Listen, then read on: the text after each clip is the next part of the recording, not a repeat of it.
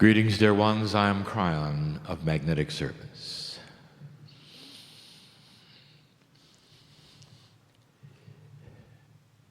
Can you feel the message? Did you hear the theme of the songs and the lyrics that were there? There's so much that can be said with music. Channeling is music. And the message is clear that there is not a puzzle before you, not anymore, but instead a reality that you can reach out and touch if you choose. And perhaps the music has softened your heart. And you might have a recognition, a realization that you are larger than you think. Tonight's channeling is simple, not long. I want to set the stage. I want to give you some history. I want to tell you the way it is. All of you assembled in this place in the shadow of a mountain would normally feel the energy of what we would call Gaia. Gaia is one of the attributes of the human being. It's allied with humanity. It speaks to humanity. In a beautiful way, nature by itself would be beautiful to you, and you could sit and watch it and hear it speak to you. But here, there's more. How do you explain the history of this place, even within your lifetime? How do you explain the pilgrimage of those who would come to go up the mountain and just sit on the soil of the planet, put out their hands, and just listen? How do we explain the energies that are felt there and have been for so long?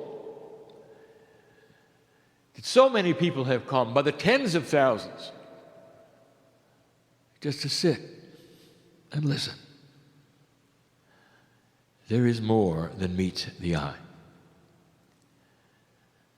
And that is what we wish to speak of in a very elementary way, a simple way.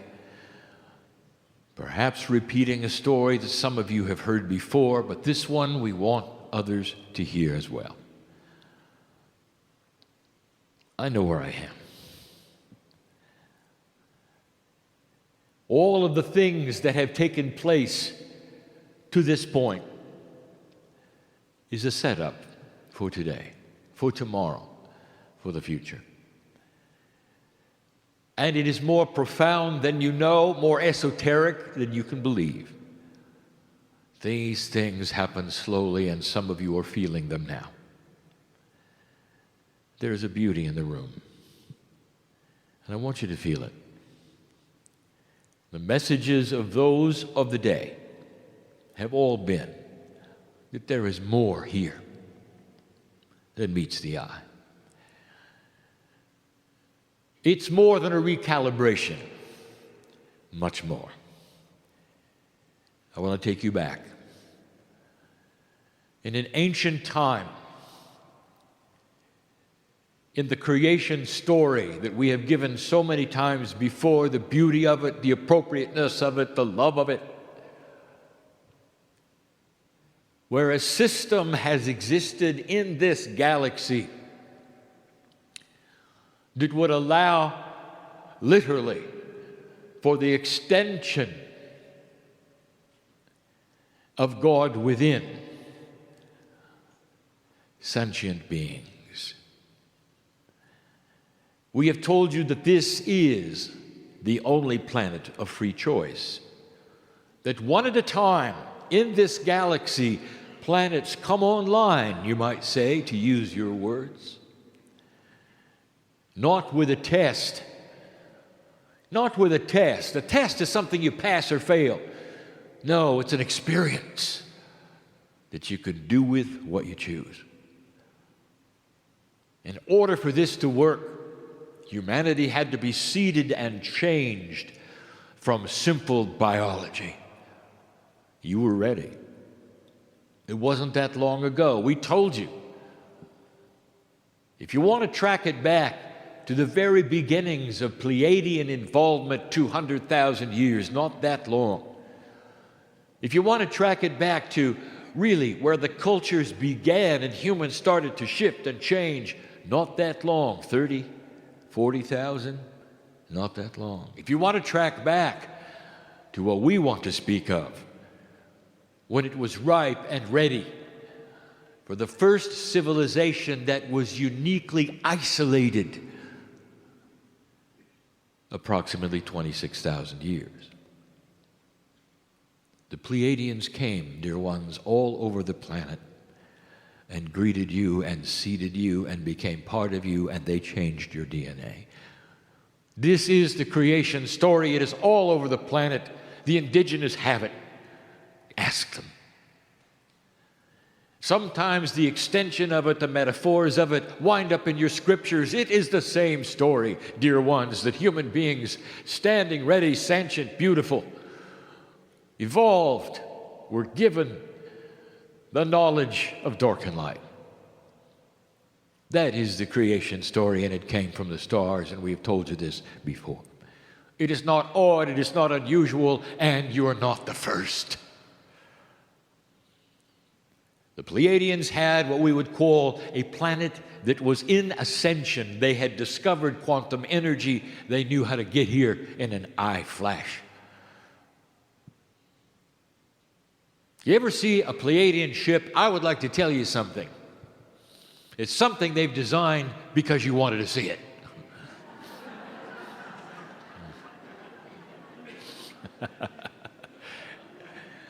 They can be here in an eye flash. In an entangled state with one another, you can go anywhere instantly. And this is what you will eventually discover, for this planet is ready. It begins slowly, and it did with them. They had the same kind of history you did. I want you to know this.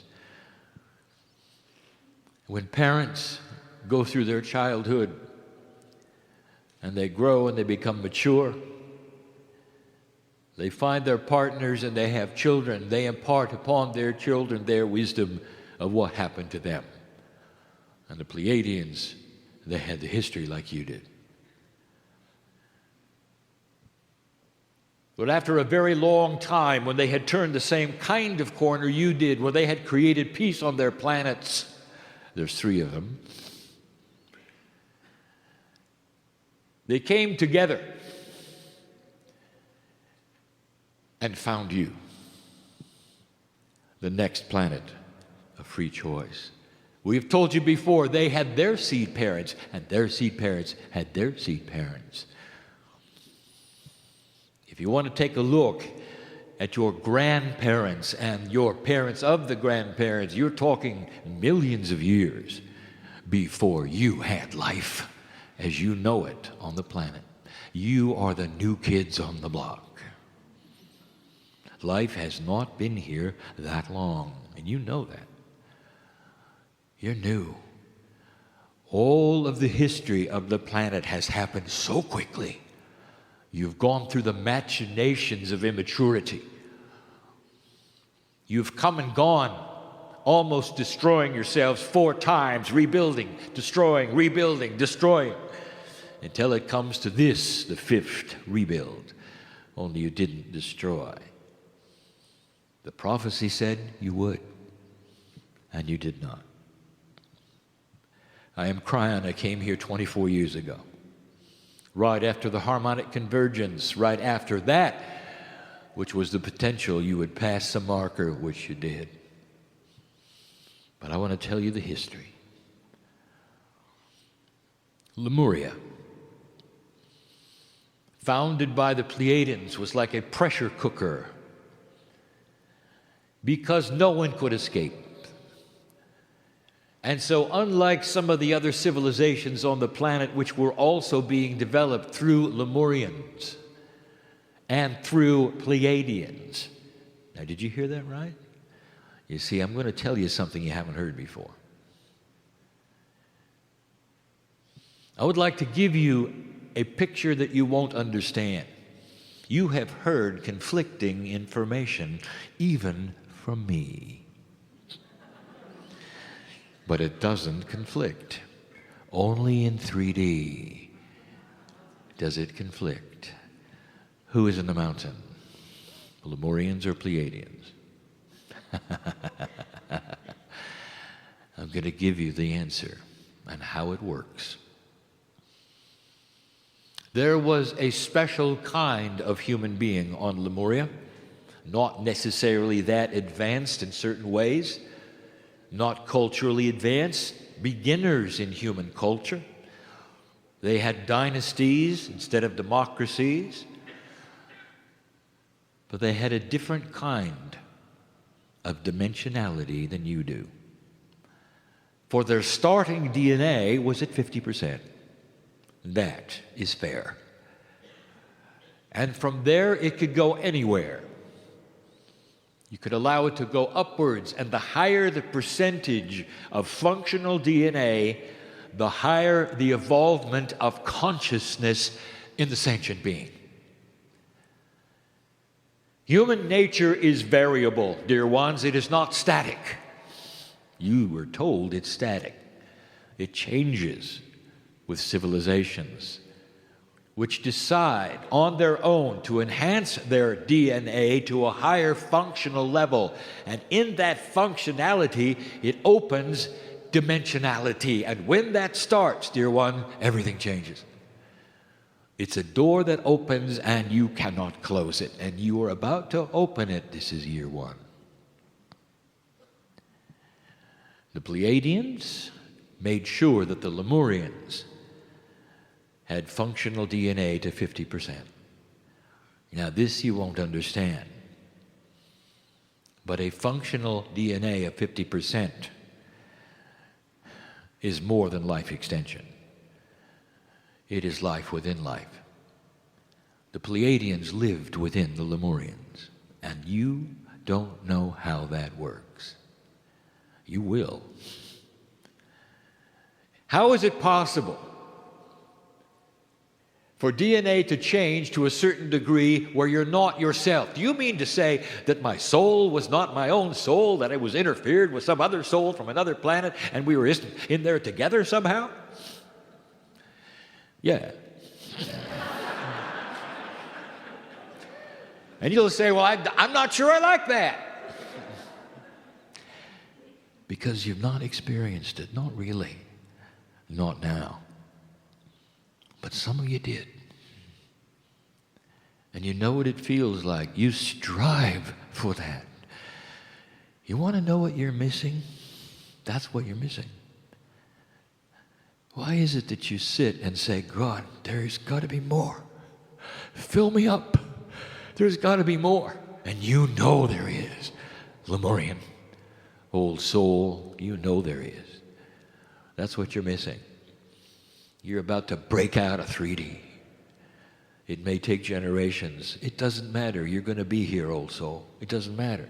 You may not look like you do now, but you're going to be here. You're going to participate in all of it. All of it. It's beautiful. Ask a Pleiadian. It's beautiful. When Lemuria was finished and it was time to exit, the canoes took to the ocean. And they were Lemurians with accompanying Pleiadian multidimensional consciousness. I told you you wouldn't understand. This is who they were. And they went so many different places on the planet. The currents took them all over the ocean. They touched base on so many of the continents. South America, the islands, on the way to and from the coasts of the United States and others. They went inland and they saw Shasta. Now here's where it gets good. The part of the Lemurian which was multidimensional made some decisions based upon what might happen on the planet by design. They put themselves into the mountain, what you would call a time capsule, not to them. You see, time is not the same for them. Are they Lemurian or are they Pleiadian? And the answer is yes. It's beautiful. It is not odd. It is not strange. Imagine the love of one race that would come and infuse you with their divinity. Change your DNA, fuse chromosomes 2 and 3 together so you are nothing like any other mammal on the planet, and move forward and sit and wait. I want to introduce you to a woman that I wish to honor on this stage tonight. Aurelia Louise Jones. Aurelia, I want you to come and sit at my feet. And I want the seers in the room to watch the energy, because she's here. She's been waiting for this moment. And the years where she didn't feel good, didn't matter. Not now. Because she's here. When she came to this place, this woman saw them. In an older energy, it's very difficult when you see the things not to 3Dize them. She met Adamus. He told her about Telos, the name of the city. And all of these things are metaphors. They're beautiful. Louise, I want to honor you right now for publishing the information that today we can look back on and say, you were right, dear. And everything revolves around what you said and what's going to happen. And we thank you. Time to honor the forerunners of this information. For she told us what Adamus said. Yes, Louise expected a city, a real city, a 3D city. Yes, she expected to see them in corporeal fashion, because this was an old energy attribute that does not metaphorize things. They look so real, and they did to her. She saw them and reported them in the Telos books you can find today everywhere. Louise, you were right. They were always there. There's a prophecy, she said, that Adamus told her. The one who was delegated to give the messages from the mountain is still here. There is an excitement happening in this place because it's year one. The Pleiadians, they remember their history. They've written it down. They celebrate it. There are certain times of their years where they celebrate their passing over into a new energy, passing over into a promised land. The metaphor of the city on the hill, a time that those spiritual said might happen would expect it to happen should you get to a place where you could pass over an old energy, a slavery to conquering and hatred that's gonna change. Slow it is, dear ones, but you have passed this marker. Now, Aurelia, what did Adamus tell you? That there'd come a day when the Pleiadians would come out of the mountain and they would walk the streets of Shasta. This is the metaphor. Do not be confused by it. That says there's a time when the energy of creation would be allowed to develop in a multidimensional form and be part of you again. to get messages to you, slowly to be part of your evolution, slowly for you to feel them come back inside you and change human nature. Are you you, or are you going to be them? And the answer is yes. You will know what I talk about. I want you to ask Elijah something. Elijah walked into the field and he ascended by choice. He ascended. Now, here's the question. Elijah, where's your dead body? Are you dead or are you alive? Yes. You, dear human being, in a three-dimension corporeal form of singularity, do not understand these answers. But I'm telling you, if you look and read between the lines and look in the cracks, you're going to ask yourself, Elijah, he is like the Pleiadians. He's not dead. There was no body. He just changed dimensionality. And so did the Lemurians who went in the mountain. That dimensionality is going to be shared very slowly with you through the time capsules that we have talked about, through inventions that are start to be given to you, through awarenesses, through pineal tones, through facilitations. All manner of things to be delivered to you over the next 2 to 3 generations are coming. You see really what you started. I want you to honor this woman. It's her time. I told my partner, go back to Shasta. Go back to Shasta on year 1 and honor her and honor those in the mountain. Some of you have been up there and felt them. There is excitement in the mountain, for they know what you've done, what you're going through, and also the issues of recalibration. They know. Some of you are not comfortable in your skin. They know. They went through it.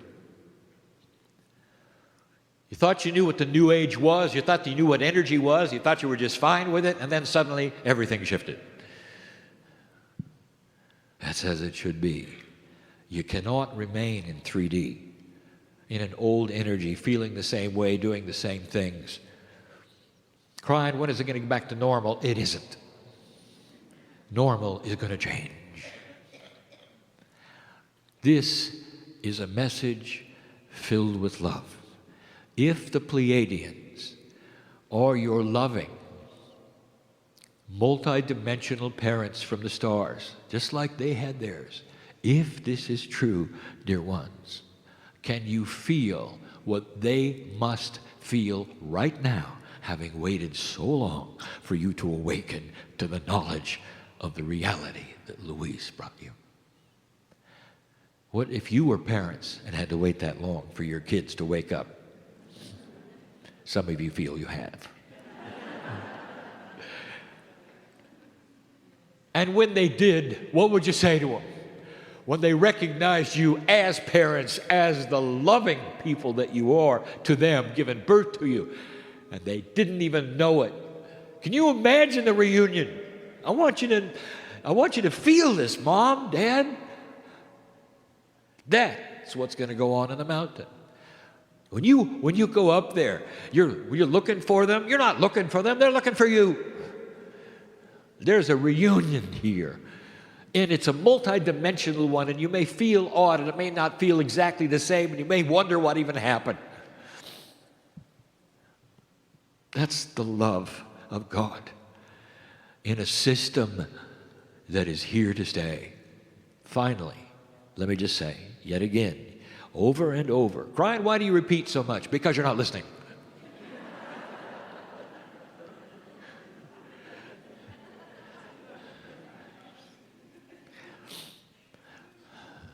Don't measure your growth by what you see on the news. The news will change eventually. I want you to look in the cracks at the good things that are on this planet that are developing, the joy, the peace, the young people not wanting to repeat what their elders have said they should repeat in hatred.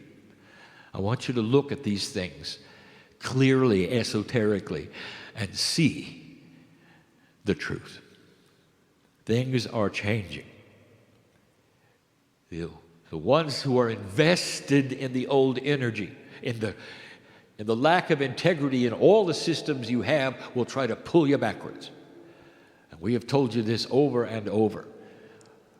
And that's what's going to get your attention, not the good stuff. And some of you are going to wring your hands and say, it's not true, it's not happening. And I'll say, just relax and let it be. They haven't got a chance. This is what I want you to know. The old energy, what you would call the darkness of the way things in a lower consciousness work, will fight you. And they don't have a chance. Not anymore. I never told you that before now because the potentials were you had to pass the marker before I could tell you they don't have a chance. And now they don't. Yes, you control your own future. Yes, there is no predestination, but this snowball is rolling. And it's collecting new human beings, new old souls who are awakening every single day. How many of you are here who have never been to a meeting like this before? Don't raise your hands, I already know. And what brings you here? To watch this spooky stuff. The man in the chair, channeling an entity from the other side of the veil with a funny name that nobody ever heard of. And yet you're here. Now, do you feel what's happening in the room? We're leaving now. We are infusing the room, however, with an entourage that's going to stay until the meetings are done, until the tones are all sung. And I want you to feel us. I want you to feel their arms around you. Let this be the beginning of the infusion of the Pleiadians in the mountain coming out to this auditorium. I want you to meet your parents. Aurelia, look what you started. This is our message, the beginning message of the conference. I want you to feel, I want you to truly understand the beauty, the simplicity, and the reality of what took place. The design begins now, and you're part of it, old soul. I want you to feel it and discern the truth of it. Don't just take my word for it. Don't just say yes because around you there are others who are saying yes. I want you to go alone and say to your own selves, is this really true?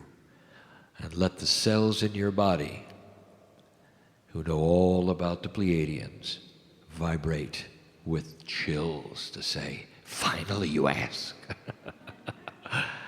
And that is the message of the day. Go from this place ready to change. And so it is.